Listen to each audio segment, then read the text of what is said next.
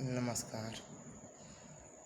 हम राइटर जसवंत सिंह रउआ सबन से कुछ कहे खातिर आज ई वीडियो के शेयर करता नहीं।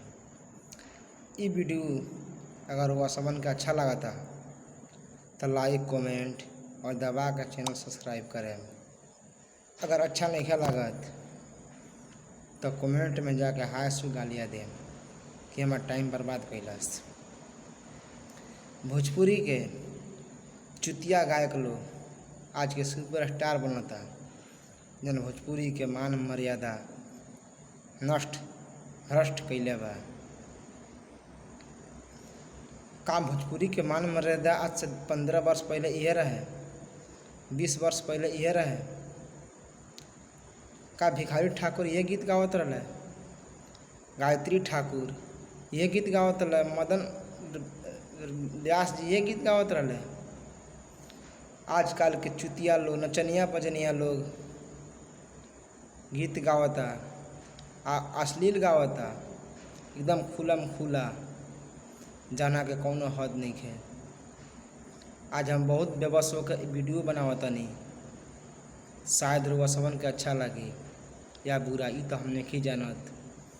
लेकिन आज के चुतिया लोग सुपर स्टार बनता, जौना के कौनो अहमियत नहीं है। भोजपुरी में अश्लीलता फैला के, का भोजपुरी के ये मान मर्यादा रहे आज से 10 साल पहले, 15 साल पहले? जनता से पूछे के चाहता नहीं। अच्छा चुतिया लोग के गीत पर जब गीत आवता, चाहे कौनो चुतिया के गावता अश्लील, ओकरा गीत पर रिपोर्ट मारी सब है। कम से कम 30 गो रिपोर्ट 25 गो रिपोर्ट मारब, व्यू रुकी। आ कम से कम 100 गो रिपोर्ट अगर लग गई तो गाना यूट्यूब से डिलीट हो जाए। हम रब से दुआ करब कि ऐसा चुतियन सिंगर सन के आविष्कार कैला से बढ़िया बा कि लाते जूता चप्पल से नछुआ परछावन करी लगे।